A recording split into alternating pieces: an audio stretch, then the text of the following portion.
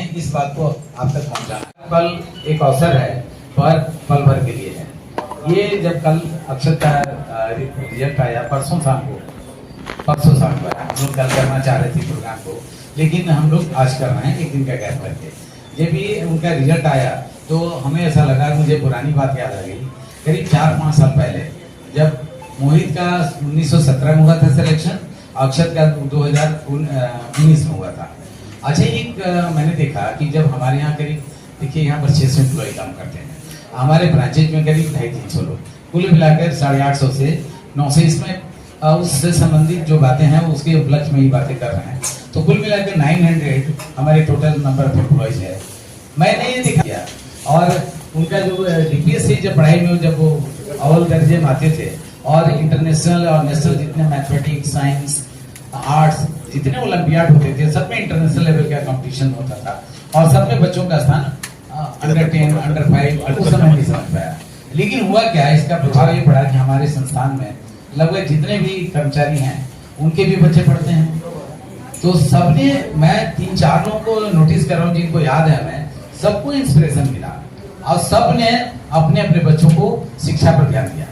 इसका परिणाम ये हुआ कि हमारे जो मेड है, जो हमारे यहाँ बर्तन और खाना भी नहीं बनाती, उसका काम करती है, और उसने करीब हमारे 18, 15, 16 साल हुआ, अनिता नाम है, उसके 3 बच्चे हैं और तीनों को उसने इतना हाई एजुकेशन दिया।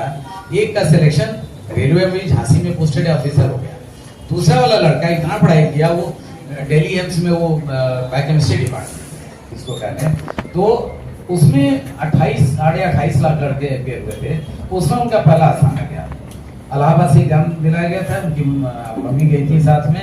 एवरी क्वेश्चन एवरीबॉडी अपनी पढ़ाई छोड़ के, इसका परिणाम ये हुआ कि 19 साल की अवस्था में जब उसका एम्स में और नीट में जब वो इसमें रिजल्ट आया यंग साइंटिस्ट के बाद, ये हमारा हमें लगता है 2 जून को रिजल्ट आया था एम्स का और मई के एंड में आया था नीट का। दोनों में उसने अपना फर्स्ट पोजीशन आया, हालांकि उसका 3rd पोजीशन माना गया क्योंकि वो यंगेस्ट था। बाकी जो फर्स्ट आया था उसका 21 साल उम्र था, 20 साल उम्र था, ये 19 साल का।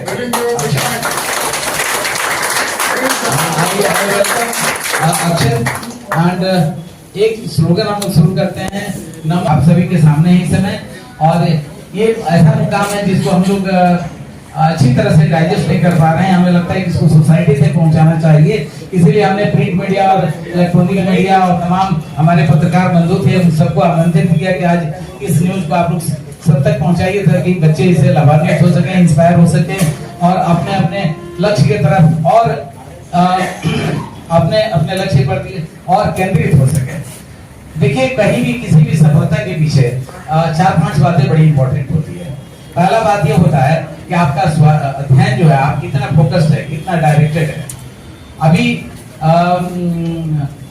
जितने भी बच्चे जहां भी अच्छा किए हैं, कहीं ना कहीं उनके साथ गुणवत्ता जुड़ी हुई है, कुछ कारण बना हुआ है। तो आप अपने लक्ष्य के प्रति कितने फोकस्ड हैं, आप कितना क्लैरिटी से अपनी पढ़ाई करते हैं।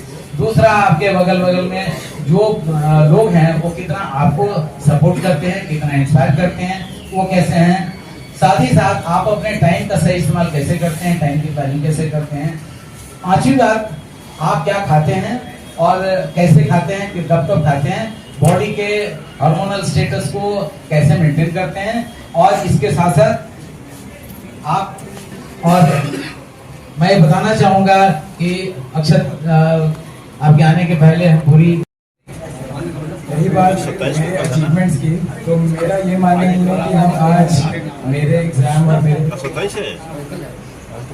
भला पड़ा हूँ और मैंने ये देखा है कि आप हेल्थ केयर इंडस्ट्री के पार्ट होके इस सोसाइटी को जितना वैल्यू दे सकते हैं, वो पूरी दुनिया में कोई भी और ऐसी इंडस्ट्री नहीं है।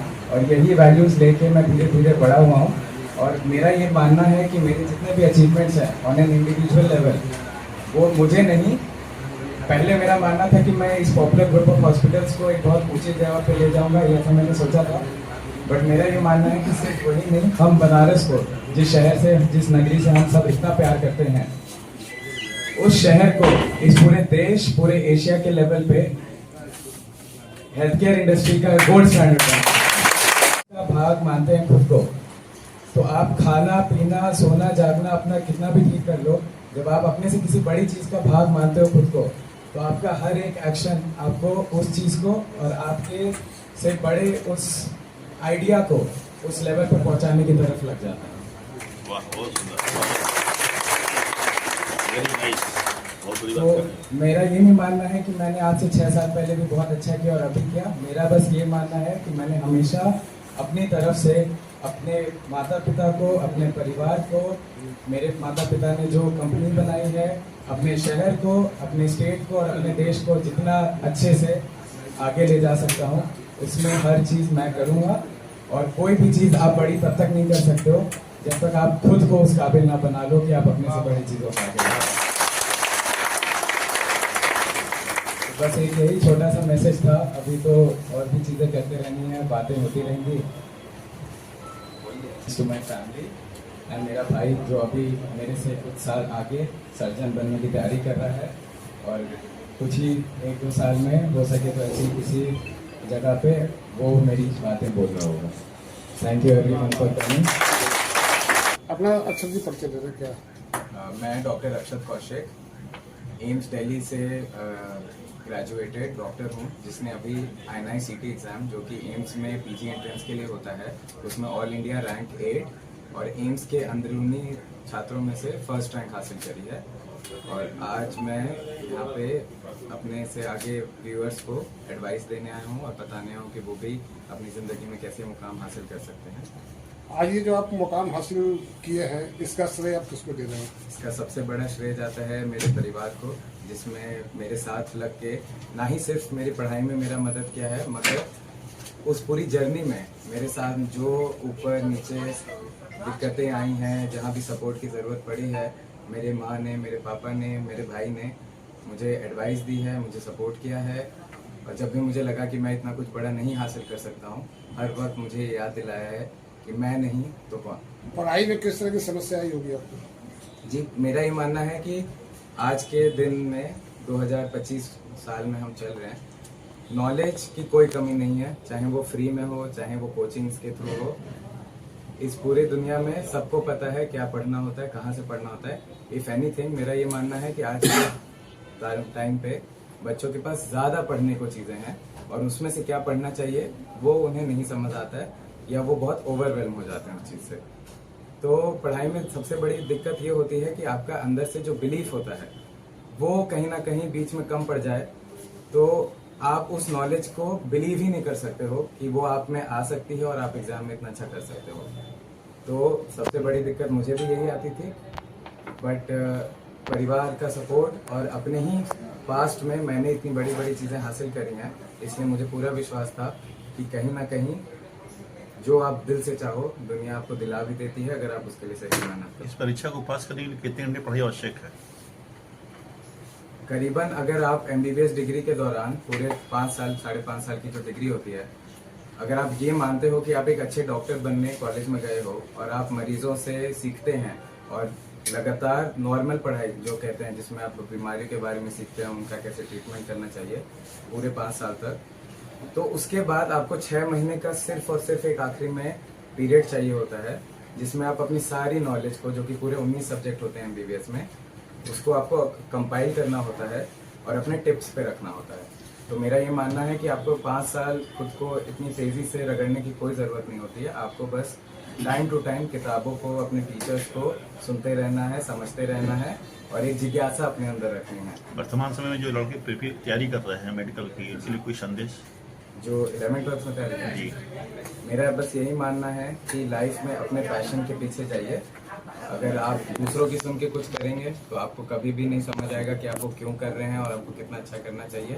और अगर आप दिल से लोगों की जान बचाना चाहते हैं, डॉक्टर बनना चाहते हैं, काबिल डॉक्टर, तो कोई बहाने मत छोड़िए, अपने पूरी जी जान उसमें लगा दीजिए और तभी आपको वो चीज़, क्योंकि मेरा ये मानना है कि मेडिकल फील्ड एक ऐसी फील्ड है जहाँ पे आप उस फील्ड को जितना अपने आप को देंगे वही फील्ड आपको उतना अब दे देगी। मैंने मरीजों से जो अच्छे भाव में अपने तरफ देखा है, उनकी आंखों में मैंने अपने आप को उस रूप में देखा है जो शायद मैं खुद को कभी नहीं देख पाता। जिस रिस्पेक्ट के साथ मैं ट्रीट होता हूँ इन फ्रंट ऑफ पेशेंट्स, वो किसी और इंडस्ट्री में मेरा मानना है कि नहीं हो सकता। और ये बहुत ही अनोखी फील्ड है अगर आप इसमें घुसने के लिए लकी इनफ हैं तो प्लीज़ अपनी जी जान लगाइए और लगे रहिए। इंटर्नशिप कहाँ से किया था? एम्स दिल्ली से ही होता है। मेडिकल फील्ड में आप जिस कॉलेज से पढ़ाई करते हैं उसी में इंटर्नशिप होती है, इसमें और कहीं से आप नहीं कर सकते हो। आखिरी सवाल है सर, काशी की जनता को आप क्या कहना चाहेंगे? काशी की जनता को मैं यही कहना चाहूँगा कि बाबा भोलेनाथ की नगरी से मैं भी हूँ, और आज यहाँ पे नहीं तो दिल्ली में, नहीं तो जब भी मैं अमेरिका भी घूम के आया, जहाँ भी जाता हूँ मैं यही बताता हूँ कि मैं काशी विश्वनाथ की नगरी से हूँ, बाबा भोलेनाथ की नगरी से हूँ, हनुमान जी की नगरी से हूँ। और कहीं ना कहीं मुझे ऐसा लगता है कि आप सब, हम सब इस भूमि पे जो पैदा हुए हैं कहीं ना कहीं जुड़े हुए हैं, बट इसका मतलब ये नहीं है कि आपको अपने कर्म भूल जाने हैं। तो अगर आप एक ऐसी पावन धरती से हैं और आपने सही कर्म किए तो आपको इस दुनिया से बड़ा होने से कोई नहीं रोक सकता। आगे चल के कहाँ ज्वाइनिंग करेंगे? एम्स दिल्ली में छोड़ना ही नहीं। अच्छा।